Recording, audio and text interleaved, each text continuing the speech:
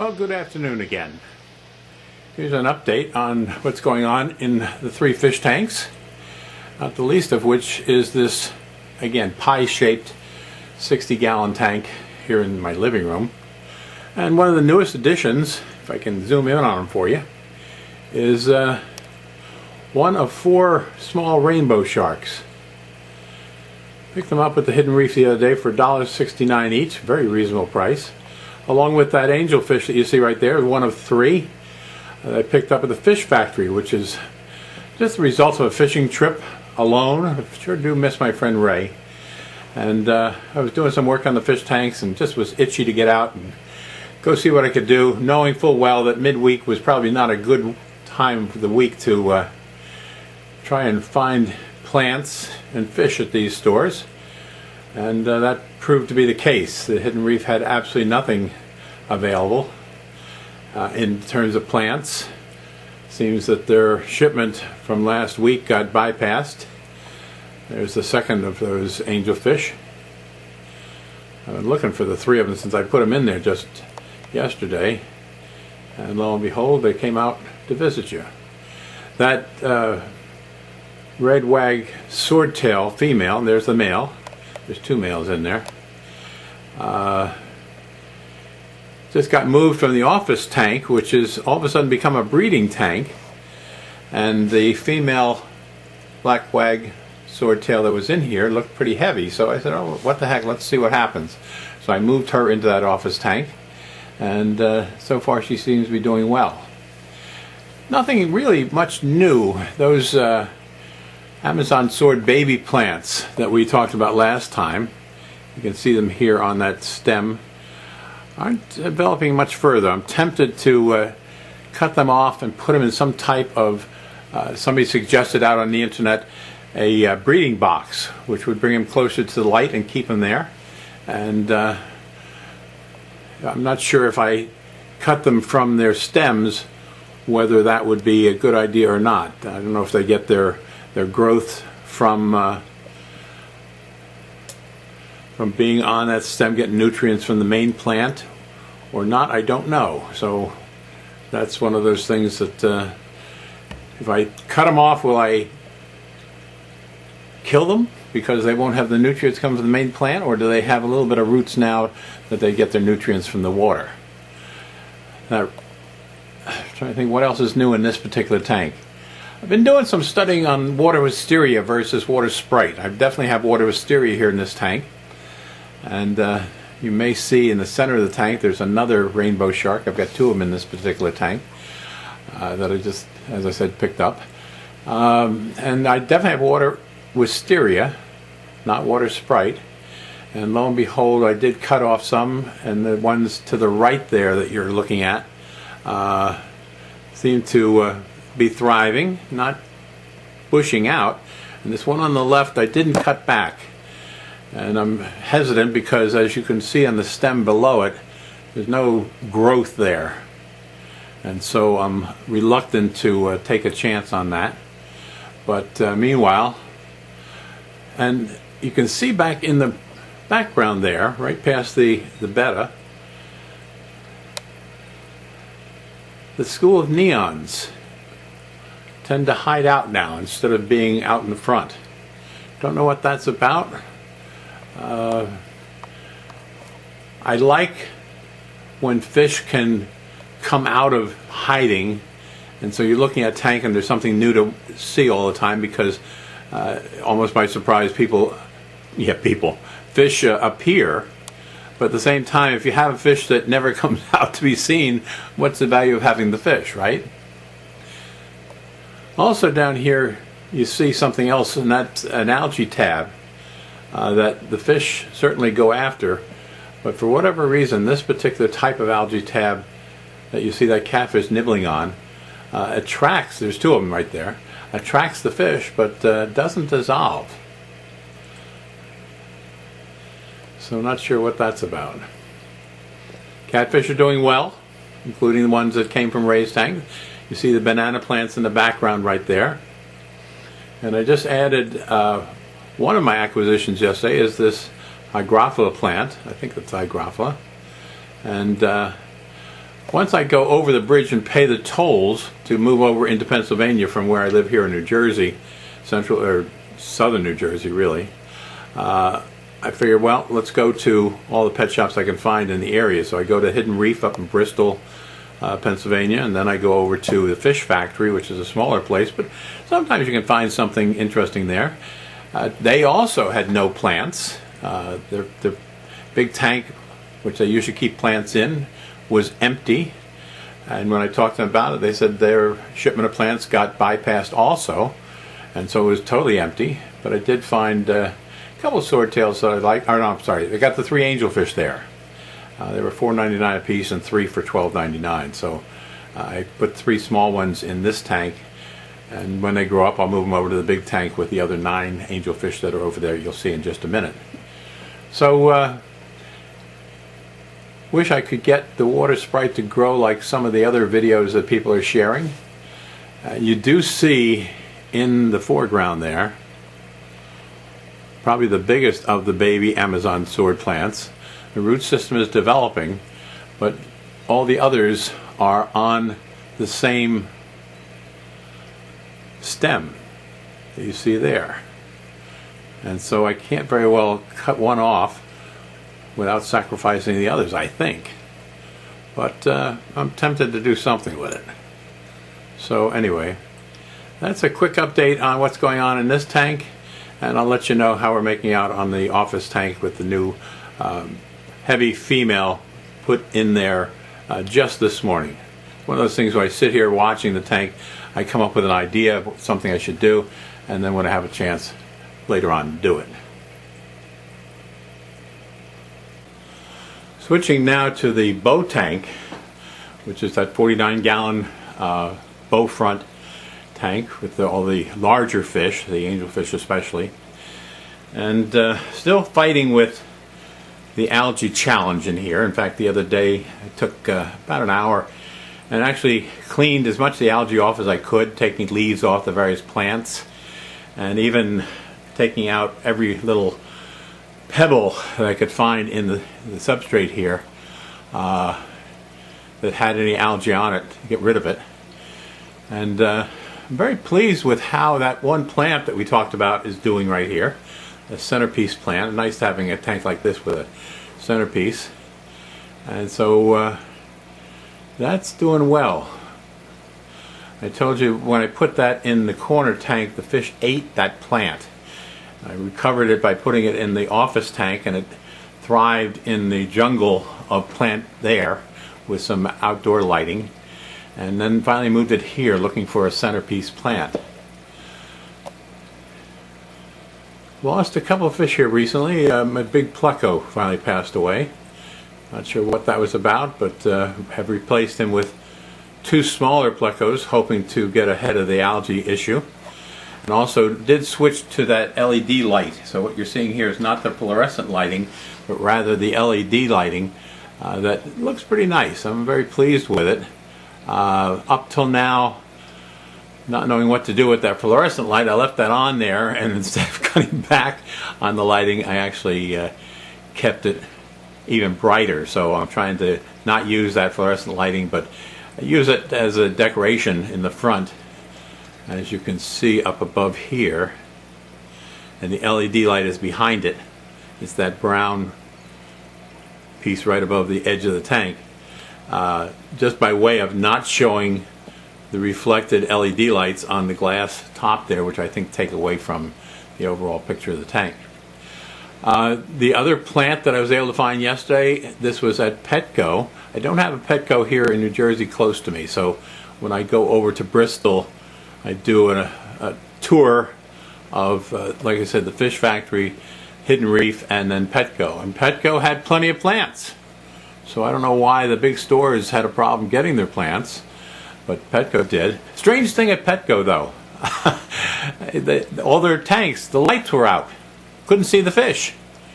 And so I went to somebody at the register and I said, excuse me, any chance to get the lights turned on so I can see the fish that I want to buy?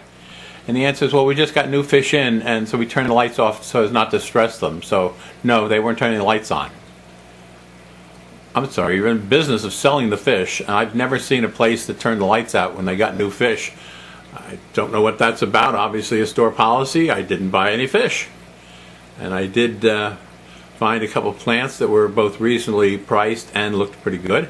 Not the least of which was the anacris over here in the corner, down in the right hand corner. By picking out the brightest green ones, I hope that they will thrive. I can't say I've had good luck with the anacris of recent years, but I'm trying again. And so one of them went in this tank and one went in the office tank, as you will see. And so that other Amazon right next to it, the one that's right in the center of the picture now, that is one that came in that plastic sleeve from PetSmart. That was half price, so I took off the dead leaves and it seems to be doing okay.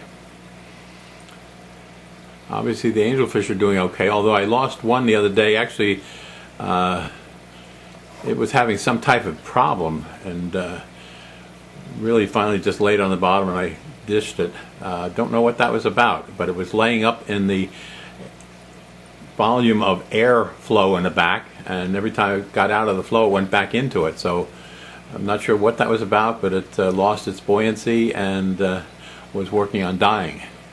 The black angel is just as beautiful as always. Love the black angels. And yet the ones with the stripes are equally beautiful. Love angels, and I'm very pleased to have a school of angels right now that are thriving. And you see the pearl gourami in the background there, and down here in the left hand corner. They are such a gorgeous fish. I haven't had them in years past, and recently I've had a school of them which I've combined into this tank. And then more recently, I don't know which ones faded, but I remember last time I told you about taking 2 of the pearl gouramis out of the corner tank and joining them with the 4 that were in this boat tank. And lo and behold, one of them developed, only way I can describe it, the fins started getting white on the edges and the fish acted sick.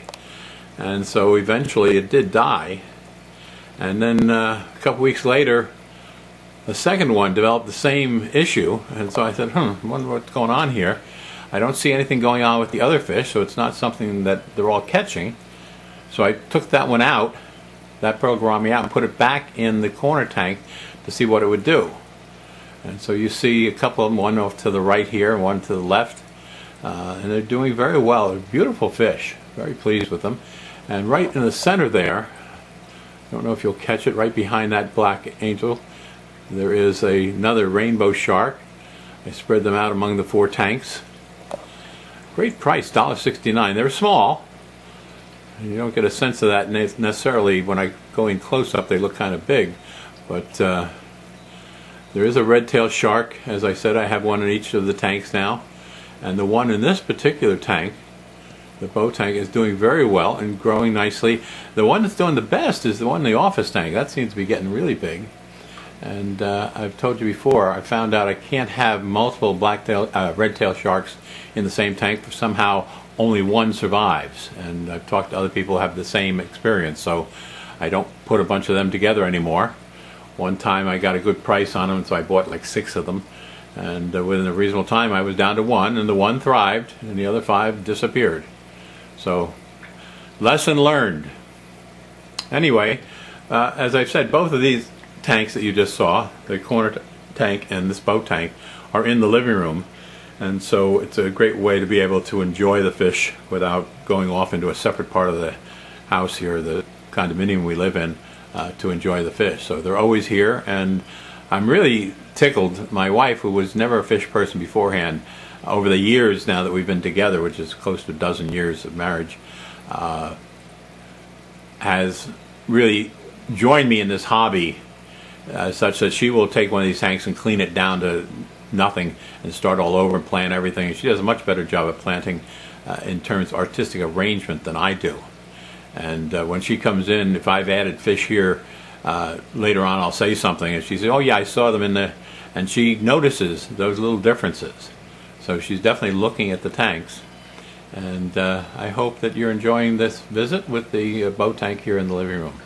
Like the color of the red wagtail platies, and so I added probably before the last visit a number of them, just to add some red color to it. And haven't seen anything of recent that's worth buying, to be honest.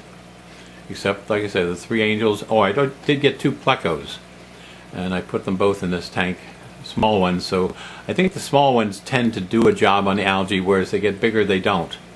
At least that's what Ray used to say, and I can't prove otherwise. So in hopes of keeping the algae down here, there's two young plecos that seem to be working hard all the time. You very seldom see them. They do come out, but you won't see them now, for example, unless I throw some food in there, and there's some recent food in there, so that's what everybody's working their way down in the gravel they're trying to pick up out of the gravel. And so with the exception of doing some work in terms of adding that hygrophila here and the anacris over on the right, and cleaning up the algae from the leaves and so forth, things have settled down in this particular tank. Alright, let's go into the office. Okay, we're in the office now, and you see that pleco doing its thing. And since I've added the pleco here, that glass has been kept clean on its own. It's very hard. The algae just sticks to stuff so bad. And there's the two half black mollies, and then you just saw the rainbow, there she is, rainbow shark that I said I have one in each tank. And then that just went by, and I think the red-tailed shark is chasing it.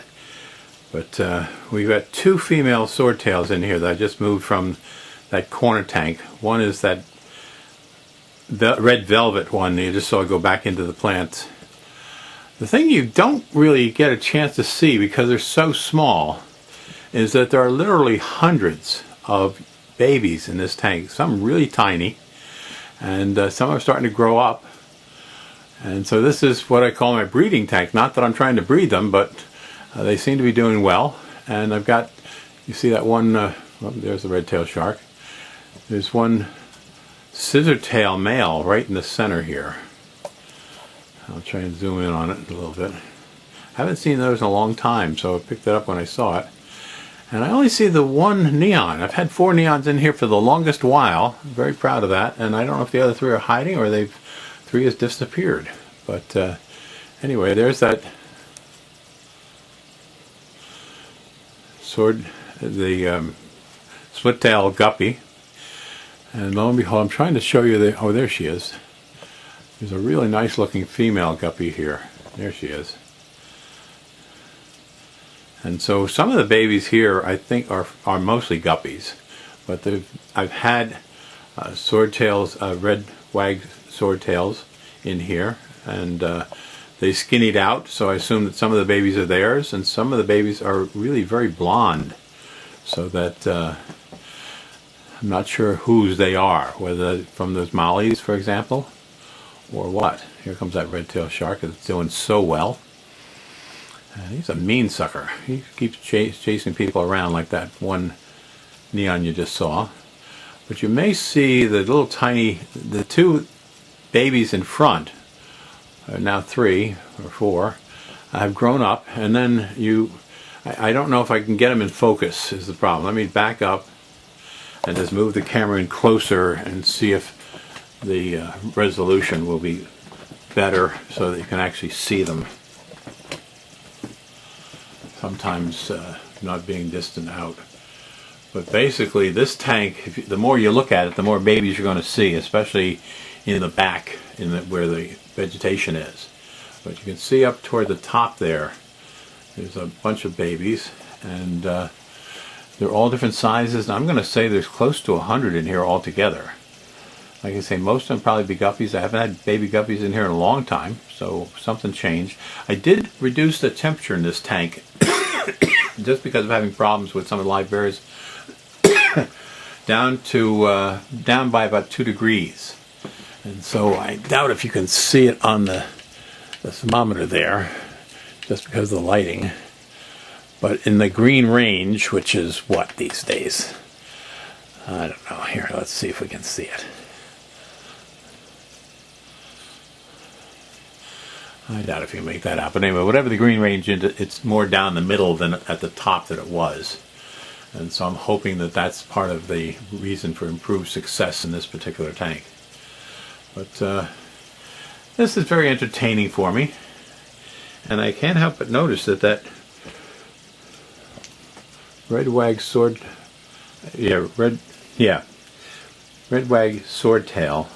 which is down in the vegetation here, is hiding out. And when I put her in here this morning, she was very heavy, and I'm hoping that the change in the water condition might induce the birthing. And so she's not going to come out where you're going to see her. But anyway, she's down there, and everybody else seems to be photogenic today.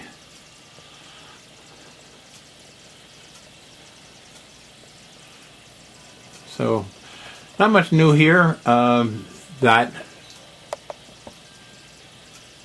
Anacris that I told you about, that's the plant down here to the left, or center of the picture now.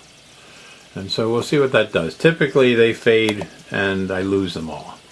But these were just so bright green that even though it's a winter time, I decided to give it a shot and see how we make out. They were $2.99 a plant, and that's my bottom range.